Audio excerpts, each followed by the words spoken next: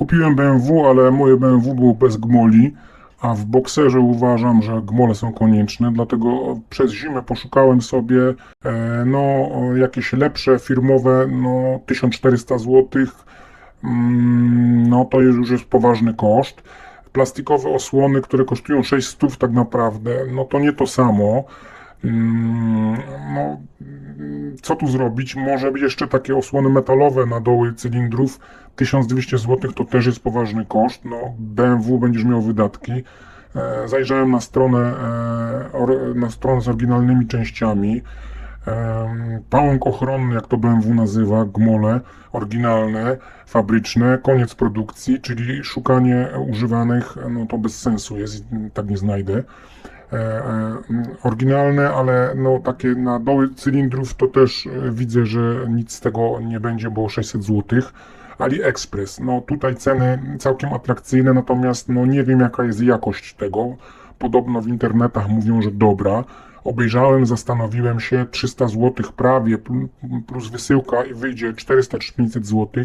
Zajrzałem na Allegro i na Allegro 535 zł. Gmole firmy Head.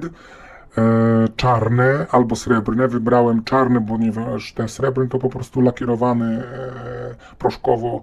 No, czarne pomyślałem, że będą bardziej pasowały do mojego motocykla.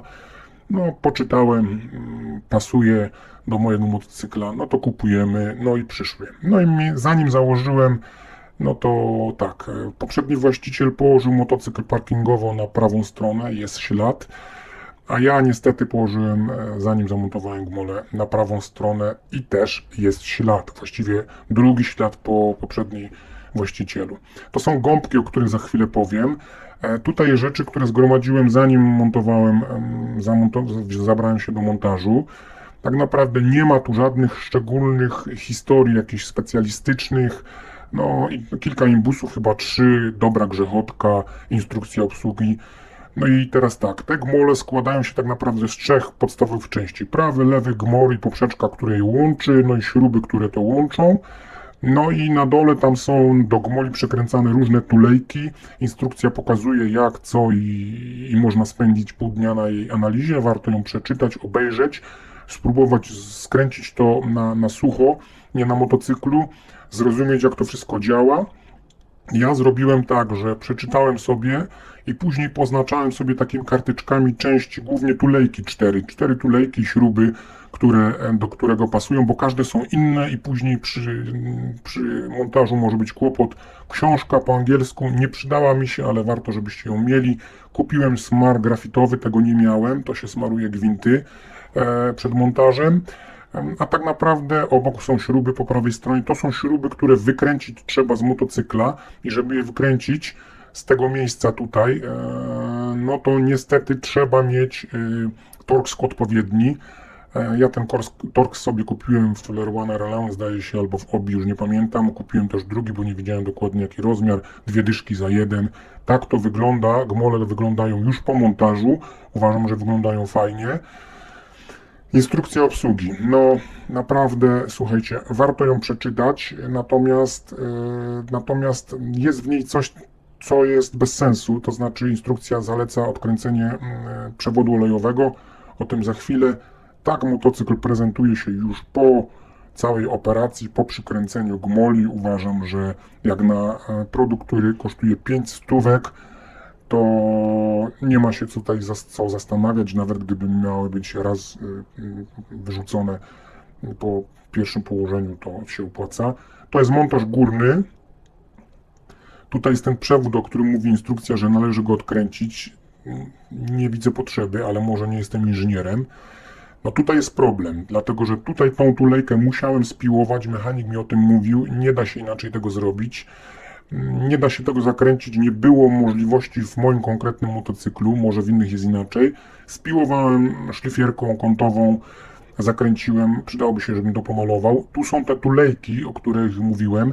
Każda ma inną długość, śruby mają inny rozmiar, warto sobie to zaznaczyć, żeby później niepotrzebnie wkręcać, nie zniszczyć gwintów jakoś bez sensu. Nic to nie kosztuje, dobre przygotowanie to jest podstawa.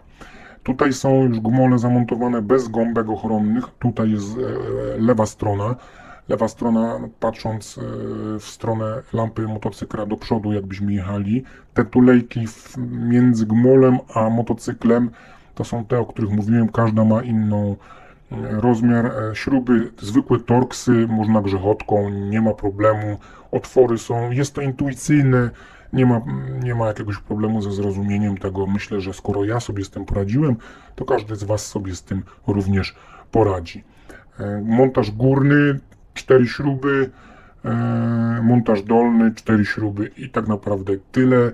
Tylko żeby to zrozumieć, przypasować i później zamontować, nie przekręcając gwintów, nie zrywając, bo to jest wszystko, może nie wszystko, ale część jest śrub montowanych do silnika, więc trzeba uważać. Stąd też ten smar grafitowy.